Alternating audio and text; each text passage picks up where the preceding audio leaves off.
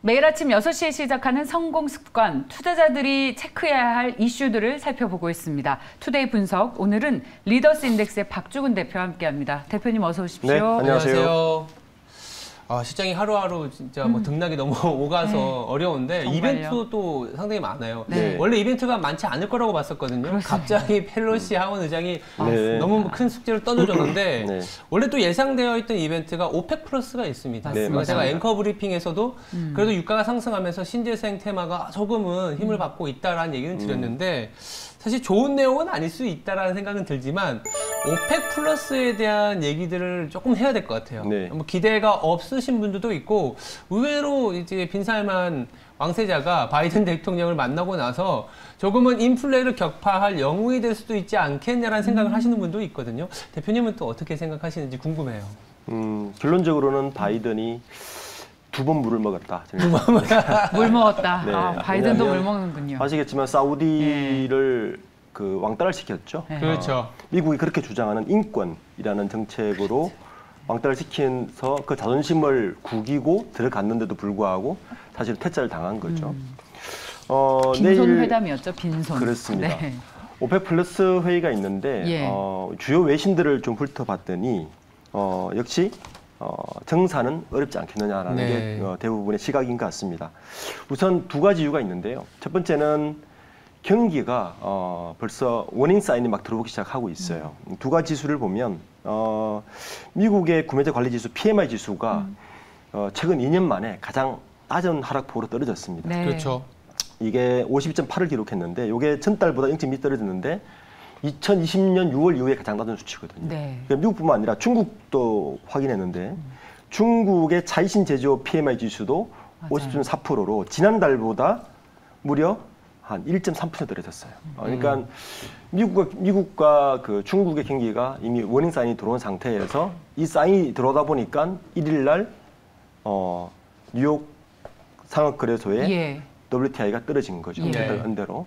이 상황에서 오펙 플러스인들 정산을 할 이유가 전혀 없다. 특히 오펙 플러스지 않습니까? 오펙 플러스가 붙었을 때 가장 입이 센 곳은 러시아입니다. 네. 러시아.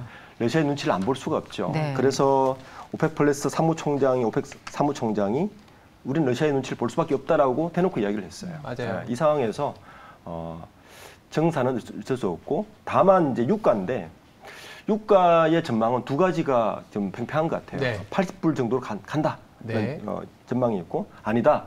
다시 한 130불로 갈 것이다. 라는 전망이 있는데 많은 전문가들의 의견은 이미 유가는 정점을 찍지 않았느냐라는 게 대체적 우세인 것 같습니다. 하향, 이 경기가 이 정도 워딩 사인이 들어왔다면 유가는 하향 안정화 추세로 가지 않을까라는 게 대체적인 추세인 것 같습니다. 일단은 뭐 증산에 대한 기대를 낮추더라도 우리가 걱정하는 건 사실 유가가 다시 한번 더 120, 130달러까지 올라가는 거를 우려했었는데 그건 맞아요. 아니다 보면 예.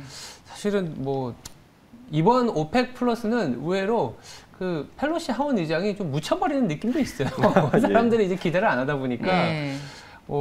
그냥 약간 뉴트럴하게 보는 것도 예. 나쁘진 않겠다는 생각이 그래요. 듭니다. 예. 좋습니다. 그렇게 네. 결론 내리면 저희는 챙겨볼 뉴스가 좀 덜어서 다행입니다. 네. 루키님이 상하방 모두 사기에 애매한 계륵 같은 장이다. 네, 그 확실히 올라줘야 또 하단도 지지를 해줄 텐데 네. 지금 유가의 전망도 비슷한 것 같아요. 비슷해요. 예, 네. 비슷한 것 국채 같습니다. 금리도 다시 2년물도 옆으로 막히고 있고 예. 유가도 옆으로 기고 예. 우리나라 지수도 환율도 약간 말씀하신 계륵 장세가 계륵 장세. 8월 내내 좀 이어질 수도 있지 않겠냐 생각을 좀 하고 그 시장 있어요. 자체가 관망세일 수밖에 없는 게 그렇죠. 이게 그 유가가 오르고 금리가 올라도 걱정이잖아요. 음. 반대로 떨어지면 좋을까 했는데 그것도 아닌 게 경기가 떨어지니까 안 좋다 보니까 관망세일 수밖에 없는 상황인 것 같습니다. 네.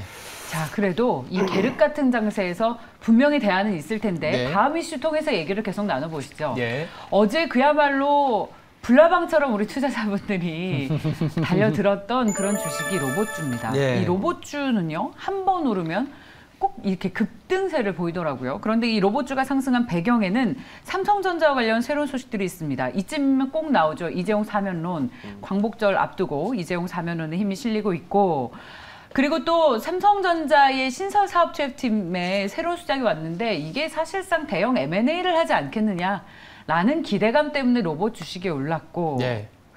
자, 이제 삼성전자로부터 시작한 로봇 관련 주식까지 아이디어의 확장 어떻게 보면 좋을지 자, 쉽지 않을 테지만 대표님 어떻게 해석하십니까? 예. 현재 삼성전자 주가를 로봇과 연결시켜서 직접적으로 뭘 한다는 건 조금 무리수가 있는 것 같고요. 왜냐하면 삼성전자의 로봇 그 무인 공장 발표는 사실 조금 먼 이야기이지 않습니까? 그렇게 봐야 되고 오히려 지금 주가는 이재용 부회장의 사면 이후에 삼성전자의 횡보를 예측하는 것이 아마 더 정확한 판단이겠죠. 우선 지난 봄부터 세스에서부터 지속적으로 나왔던 얘기 중에 하나가 네. 삼성전자의 대형 M&A였습니다. 네. 계속 미뤄왔던 것 같아요. 그리고 그 6월 달도 그 설이 있었는데 또 미뤄졌거든요. 가장 미룬 이유 중에 가장 큰 이유는 제 생각에는 그 공을 이재용 부회장에게 돌리기 위해서 미뤘던 게 아닐까라는 생각이 듭니다. 그러니까 이재용 부회장이 3일이 되면 두 가지 이벤트가 생기겠죠. 첫 번째, 회장으로 등극을 하겠죠. 네. 네. 몇 년 미뤄왔기 때문에. 그에 대한 선물로, 국가에 대한 선물 얘가 줘야 되지 않습니까? 투자 발표는 이미 했었고요. 3나노도 이미 발표를 했었고요. 그 남아있는 선물은 사실 지금 삼성전자에게 빠져 있는 것은 미래의 신성장 동력 사업이 빠져 있습니다. 그렇죠. 그러니까 포텐셜이 전혀 없어요. 네. 그냥 오퍼레이션하게 3나노 우리가 좀 빨리 갔다. 그리고 메모리 반도체도 좀 더 간다. 이런 식의 그 소식은 있지만 정말 큰 소식은 없거든요. 그 큰 소식의 공백은 삼성전자의 미래 신성장 동력은 뭘까에 대한 공백인데 그러니까 이에 대한 걸로 아마 대규모 M&A, 현금은 충분하니까요. 대규모 M&A 발표를 통해서 이재용 부회장 사면과 함께 회장 등극과 함께 이벤트를 하지 않을까. 이것이 삼성전자 주가에 그나마 호적거리로 한번 작용할 수 있는 거리가 될 것 같습니다. 근데 이제 사실 그런 추측들 많이 하시고 그런 기대감으로 주식 가지고 계신 분들도 많을 텐데 네. 정말 막연한 스토리에 어떤 투자를 한다는 것이 네. 소중한 자산을 투자하기에는 좀 너무나 그야말로 스토리가 아닐까. 네.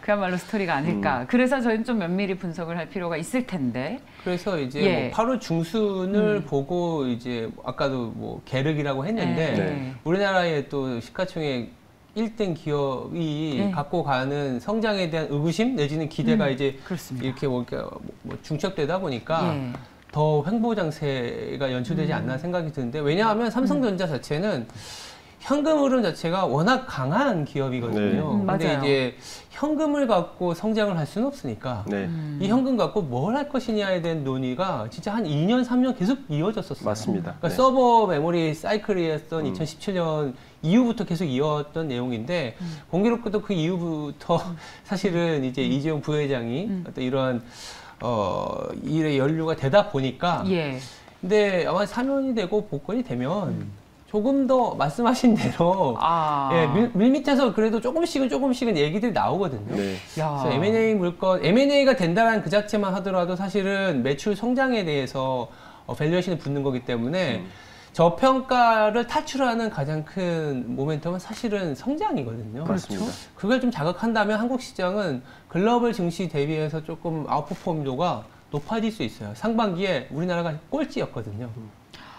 실제로 그 애널리스트들 분석도 이 M&A 이슈를 밸류에이션 책정하는데 기대감을 들어갔죠. 네, 성장률이 높아져야 PBR이 높아질 수 있는. 그렇긴 한데 지금은 사실 기대감이지 뭔가 가능성이 있진 않지 않습니까? 근데 그런 내용이 나오면 실질적으로 자기 자본 대비한 ROE라든지 레버리지를 쓰진 않겠지만 실제 그렇게 되면 지금 삼성전자가 1배 초반에서 거래되는데 그렇다면 우리가 파운드리 때문에 2배까지 땡겼지만 또 다른 이슈로는 지금 밸류에이션은 충분히 하반 경직성이 생기고 올라갈 수 있다는 룸을 보여줄 수 있다고 그거야 그렇습니다만 지금 M&A 얘기가 나온 게 1, 2년도 아니고 그렇죠. 이 지금 가능성이 더 높은 시점이다라고 말할 수 있는 겁니까? 당장은 스토리죠. 그러니까요. 근데 이런 스토리에 기대서 우리가 소중한 내 자산을 투자한다? 저 같으면? 근데 왜냐하면 삼성전자는 아까도 말씀드렸지만 기본적인 중간 배당과 현금으로 통해서 지금의 가치를 보존할 수 있는 주식이라는 측면에서 그런데 사놓고 났더니 사면이 복권되고 M&A에 대한 기대감을 줄 수 있는 거라면 충분히 기다릴 수 있다라고 할 수 있는 거죠. 그거는 이제 제가 뭔가 테마주 사두고 이 후보자가 당선됐으면 좋겠다라고 하는 정치 테마주랑 비슷하는 거 지금은 아닙니까? 사실은 삼성전자 주식을 많은 분들이 사실 인프라주로 거의 인식되어 있어요. 인프라 주식. 네, 왜냐하면 그 외국계 투자자들이 사고 파는 형태를 보면 네. 삼성전자의 주식은 인프라주입니다. 거의. 네, 기술주도 아니고 성장주도 아닌 인프라주입니다. 자, 그럼 이 스테이블에서 좀 탈출하려면 사실은 새로운 성장이 있어야 되거든요. 네, 그밖에 성장은 뭘로 할 거냐? 사실은 삼성전자 정도의 대규모의 기업의 성장은 유일한 성장은 사실은 대규모 M&A밖에 현재 없는 상태예요. 그렇죠. 네. 네. 그래서 이 부분이 여러 호재거리를 만들 수 있다라고 생각하는 거죠. 그렇죠. 두 분 모두 기대를 왜냐하면 하고 아까 계시네요. 삼성전자 예. M&A를 말씀하신 게 예. 이게 너무 큰 바다니까 네. 신사업을 키운다고 했을 때 이게 그 뭐라고 해야 되나요? M&A. 그 전체를 돌릴 수가 없어요. 네. 큰 걸 하나 갖다 붙여야 이 성장이 네, 나올 뭐- 수 있어서 그렇게 보는 거죠. 실제로 그런 얘기도 여의도에서 많이 그렇죠. 나오고 있고. 알겠습니다. 네. 자, 그렇다면 네. 근데 이제 사실 삼성전자의 의구심 또 하나는 이렇게 새로운 뭔가를 보여줘야 합니다. 그래서 신사업 체육팀도 만들었고 새로운 수장도 왔으니까 여기에 가속도가 붙을 것이다라는 기대감이 있지만 우리에게 또 큰 산이 있지 않습니까? 칩4 동맹. 아, 네. 네. 지금 미국에서도 이제 그 미국에 있는 반도체 회사들한테 중국에 뭐 반도체 물품 납품하지 말아라라고 하고 있고 그렇죠. 칩4 동맹 우리가 어쩔 수 없이 눈물 흘리면서 여기에 동참을 하게 되면 우리가 중국에 사실은 수출 비중이 가장 높은데 그렇죠. 미국은 괜찮아요. 미국은 괜찮은데 우리 반도체 회사는 여기 직격탄을 받으면 지금 신냉전 시대라고 하고 그렇죠. 새로운 블록화가 형성되면 야 이거 지금 삼성전자를 비롯한 우리 대형 전기전자 회사들이 진짜 큰 복병을 만나는 게 아닌가라는 그런 어떤 우려감이 또 주가에 반영이 되고 있는 네. 것 같습니다. 좋게 해석하면요. 예. 지금 칩메이커들의 주가는 큐그루스보다는 P에 연동이 많이 됩니다. P에 연동이 많이 되는데 지금은 공급이 많은 상황이라서 좋게 생각하면 가동률이 떨어질 수가 있어요. 가동률이 떨어지면 공급이 줄어들거든요. 그럼 P가 올라갑니다. 아 비싼 걸 네, 팔 수 그래서 있군요. 주가가 바닥을 다질 때 희한하게 뭔가 지진이 나거나 반도체 공장이 불이 나거나 아니면 이렇게 가동률이 떨어지는 악재가 나왔는데 주가가 바닥을 잡는 경우가 있어요. 그게 이제 어떤 과제마다에 있는 칩메이커 시장의 특징이라고도 볼 수 있는데 물론 말씀하신 것처럼 극단적으로 좋게 해석한 부분도 있긴 있습니다만 워낙 지금 상황에서는 그 어떤 반도체 시장 그리고 메모리 시장에 대한 우려가 너무 많이 지금은 다 이게 나오는 상황이거든요. 이렇게 하면 이렇게 빠지는 거고. 근데 그럼에도 불구하고 실제적인 재무제표상에서의 현금 흐름이라든지 그리고 이러한 경우에 만약에 메모리 가격이 공급 쪽에서의 차질로 인해서 바닥을 다진다면 오히려 악재가 호재로 전환될 수 있는 가능성도 있어요. 왜냐하면 단기에 그렇다고 해서 규제를 한다고 해서 중국에서 미국 가는 수출 품목이 아예 막히는 건 아니거든요. 그런 차원에서 본다면 저는 뭐 좋게 해석하면 그렇게 바라볼 수도 있지 않겠냐라는 얘기는 하고 있습니다. 진심입니까? 칩4 규제가 사실은 이게 이제 같은 반도체 업체라도 TSMC와 삼성전자에게는 전혀 다 담당상으로 적용이 되거든요. 그렇군요. 네. 사실 TSMC는 그렇게 인양을 안 받을 수가 있어요. 그렇죠. 왜냐하면 TSMC의 고객이 엔비디아나 인텔이나 퀄컴이나 이런 기업들이거든요. 주로 미국 기업들이고 맞아요. CPU 기업들에게 수주를 받아서 외주 가공을 해주는 기업이니까 사실 큰 상황이 맞는데 문제는 삼성전자와 SK 하이닉스죠. 네. 이 메모리 반도체가 주력을 하고 있는 이 반도체 기업들은 중국으로 갈 수밖에 없는 시장의 구조를 가지고 있거든요. 그렇죠. 중국은 그걸 만들어서 다시 수출을 하기에는 이런 구조이기 때문에 이 칩4 동목에서 예를 들어서 전적으로 동감을 하기에는 굉장히 무리수가 있죠.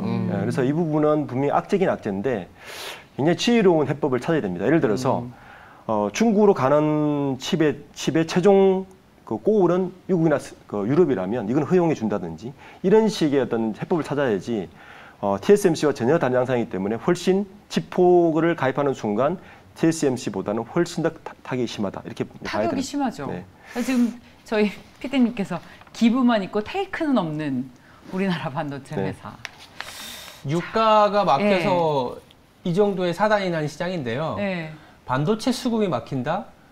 미국도 리세션 깊이가 커지기 때문에요. 그렇게 이제 러시아 우크라이나 전쟁보다 더 심한 게 칩4 동맹으로 인한 갈등이 심해지게 되면 중간 선거 무조건 필패하는 구간인데 뭐 그렇게 바라볼 수도 있는 거죠. 이게 진짜 삼성전자에 대한 고민은 깊어집니다. 네, 저도 삼성전자를 사실상 고민이 깊을 땐 일단 팔자. 그리고 그런 스탠스거든요. 예. 근데 지금 저희 스노우맨님께서 바닥에서 매수하려 하지 말고 삼성전자 방향 전환이 나올 때 그때 어떤 유의미한 판단을 하자라고 말씀을 하시는데 알겠습니다. 동의하십니까? 저희가 이거는 한 번 더 특집을 갖고 다뤄봐야 될 것 맞아요. 같아요. 특집으로 한번 하시죠. 네. 삼성전자를 비롯한 저희 로봇주 얘기를 했었어야 하는데 네. 자, 로봇주와 관련해서는 뭐 이것과 연계해서 생각하는 건 좀 무리가 있다라고 앞서서 네. 좀 서두에 말씀하셨기 때문에 참고하시고요. 그럼 네. 또 다음 이슈로 넘어가겠습니다. 자, 요즘 이렇게 다 된 줄 알았는데 밥이 다 된 줄 알았는데 여기저기서 찬물을 막 끼얹는데 어제는 외국계 증권사에서 목표가를 굉장히 많이 조정했어요. 일단 보시죠. 골드만삭스에서는 대주전자재료에 대해서 투자 의견 하향 의견이 나왔죠. 그리고 삼성 SDS도 17만 원의 목표가에서 15만 5천 원으로 낮췄고 모건 스탠리에서는 LG전자에 대해서 목표가 15만 원에서 12만 9천 원으로 낮췄습니다. 물론 올린 회사도 있습니다. 우리가 요즘 좋아하는 이 만도 있죠. 만도는 목표가를 또 높여 잡는 모습들이 나왔는데 자, 이 증권사, 특히 외국계 증권사에서 목표가를 줄줄이 변경하는 것을 어떻게 해석하면 좋을지, 이게 실제로 주가에 첨예한 영향을 줬는지 대표님 어떻게 해석하면 좋겠습니까? 국내 증권사 리포트하고 비교를 해봤으면 좋겠어요. 예. 지난 6월 15일부터 7월 15일 한 달 정도 국내 증권사 리포트 한 2,050개 정도 냈더라고요. 2,050개 정도 리포트를 분석해보면 거의 90%가 매수 혹은 유지해라입니다. 뭐 잘 아시겠지만 국내 증권사들은 그렇게 리포트를 낼 수밖에 없는 구조적 한계도 가지고 있죠. 반면에 외국계 증권사는 그런 부분에 대해서는 굉장히 프리합니다. 국내 증권사에 비해서. 그래서 어떻게 보면 좀 솔직한 리포트를 낼 수 있는 강점도 가지고 있는 게 이제 외국계 증권사인데, 실제 그 시장 상황이 외국계 증권사 리포트가 그나마 좀 객관적으로 보는 부분이 있다고 저는 생각합니다. 국내 증권사에 비해서. 그 부분을 좀 감안해야 되고, 다만 이런 건 있습니다. 외국계 증권사들은 그 국내 정보에 대해서 국내 증권사보다 미약하지만 공매도 같은 걸로 훨씬 이익을 많이 보거든요. 이런 것들은 아마 그 증권사 리포트로 또 자의적으로 조정할 수 있는 부분도 사실은 가지고 있는 것도 외국 증권사라서 이 두 가지를 좀 저울질하면서 이 리포트를 보는 것도 좋은 시각인 것 같습니다. 이게 듣는 국내 증권사 애널리스트인 신중호 우리 스트레테지스트님께서 네. 서운하지 않나요? 이런 얘기 들으시면. 아니 근데 뭐 어제 오늘의 일은 아니고 네. 그리고 외국계 증권사가 목표가를 변경한다라는 자체는 예. 그냥 펀더멘털이 바뀌어서 그럴 수도 있고요. 이제 와서 TP를 조정한다는 건 주가가 빠져서 후행적으로 반응을 한 걸 수도 있어요. 실적 시즌. 그러니까 그들도 다르지 않은 사람입니다. 일침. 네. 뭐 근데 뭐 사이드적으로 뭐 공매도 서력과의 결탁, 그건 사실 잘 모르고요. 예. 잘 모르는데 우리나라가 수급을 조금은 오픈하는 나라다 보니까 예. 어떠한 종목을 쳤을 때 외국계 증권사에서 파란 매도가 나오면 이거 뭐 공매도가 그런 거 아니야. TP가 하향 조정된. 근데 그 회사와 그 회사가 주문을 받는 거는 아주 별개예요. 골드만삭스에서 TP 하향 조정했다고 해서 골드만삭스에서 나오는 거래소 매도 창구는 골드만삭스에서 주문을 안 줘도요. 우리나라의 운용사가 골드만삭스의 주문 브로커를 해도 그렇게 나와요. 그래서 사실은 그렇게 연결하는 거는 들으시는 분은 그래 국내 증권사에 있으니까 그렇게 얘기하겠지 하지만 구조는 그렇다라는 거죠. 근데 조금 그런 건 최근에 뉴스가 나왔잖아요. 네. 불법 공매도 얘기 나오니까 네네. 이거 봐라 이렇게 되는 거예요. 이렇게 불법 공매도 하려고 외국계 증권사 뭐 TP 내린 거 아니냐. 그러니까 약간 좀 뭐 까마귀 울자패 떨어지는 식으로 뭐 빌미를 준 건 맞다고 봐요. 그러면 저희 다음 이슈로 네. 바로 넘어가면서 얘기를 하시죠. 말씀처럼 저희 3-2 주제, 개미 의혹이 맞았다. 저희 코로나 때 공매도 못 하겠잖아요. 네. 근데 이때 공매도를 했다고 합니다. 그것도 외국계 증권사가 말씀하셨듯이. 자, 금지 기간에 불법 무차입 공매도를 한 것으로 확인이 됐다라는 이야기를 계속해서 이어서 해보겠습니다. 이렇게 말씀하셨듯이 목표 주가를 뭐 우리 증권사보다는 자유롭게 조정을 하다 보니까 공매도 세력과 결탁한 게 아니냐라는 의혹 계속 받고 있는데요. 대표님, 우리 투자자분들 이런 뭐 안심해서 투자하겠습니까? 국내장에. 뭐 그렇습니다. 예. 이 개미들이 가장 화나는 부분이 이 부분이죠. 그렇죠. 네, 공매도 부분이죠. 네. 왜냐하면 개미들이 접근할 수 있는 폭이 너무 작아요. 맞습니다. 그렇죠. 국내 공매도 시장이 전체 공매도할 수 있는 그 주식량이 한 5% 정도 되는데요. 그 5%조차도 개미들은 접근할 수 없는 시장이기 때문에 이런 뉴스가 나올 때마다 사실은 이건 완전 시장 교란 로 볼 수밖에 없는 거죠. 네. 다행스러운 건 이제 작년 말부터 이 공매도에 대한 법 개정 때문에 굉장히 이제 무거워졌어요. 최소 1년 이상 징역, 그리고 최소 30년 이상 징역형 처벌이 가능해져서 지금부터는 조금 나아지겠지만 이게 이제 방금 말씀하신 게 2020년 3월이거든요. 바로 그 직전에. 그러니까 공매도에 대한 가장 큰 우려가 있었던 건 2018년 4월에 삼성증권에 그 천원에 천주했던 그게 가장 큰 112조짜리 대형 사건 터지면서 이게 점점 법 개정까지 된 건데 외국계가 이런 데에 대해서 훨씬 자유롭다는 것에 대해서는 예. 이건 다시 한번 생각해야 되는 문제인 것 같습니다. 그러니까 그래요. 국내 기관 투자자들은 사실 이 부분에 굉장히 알면서도 할 수 없는 부분이 있거든요. 그렇죠. 예. 왜냐하면 기관이 사라질 수도 있고 굉장히 우려가 들어오는데 예. 외국계 투자자 기관 증권사들은 이런 데 굉장히 자유롭고 사실은 이때까지만 해도 그냥 솜방망이 처벌이었어요. 큰 돈을 벌고도 몇 억 내고 그냥 빠져나오는 거였거든요. 수익에 비하면. 지금도 손방망이입니다. 이 정도면요. 그래서 이런 예. 부분에 대해서는 여러 가지로 좀 차단할 수 있는 좀 시스템을 만들어야 게 좀 필요하지 않나 생각합니다. 그렇죠. 이렇게 이제 이슈가 나오고 거기다가 약간 정치권에서 조금 더 요새 많이 부각되고 있잖아요. 예, 그래서 이번 정권에서. 제도가 분명히 개선될 것 같고 개선되어야 된다는 생각은 갖고 있어요. 그런 부분에서는 뭐 네. 사실은 이제 차입 비용도 개인 투자자분들은 굉장히 비싸거든요. 그리고 차입을 할 수 있는 것도 없죠. 굉장히 제한적이고 예, 예. 예, 그런 부분들은 좀 개선해야 됩니다. 저희가 사실 이 주제로 며칠 전에도 그렇죠. 다뤘었고, 네. 예. 자, 기울어진 운동장 이번 정권에서는 개선하기를 바란다고 촉구한다고 저희 성공투자팀이 제언 드립니다. 저희 또 이 부분에 대해서 한번 특집으로 자세하게 그렇죠. 다뤄보시죠. 네. 자, 좋습니다. 자, 그러면 오늘 리더스 인덱스의 박주근 대표와 함께 이야기 나눠봤습니다. 고맙습니다. 네, 감사합니다. 감사합니다.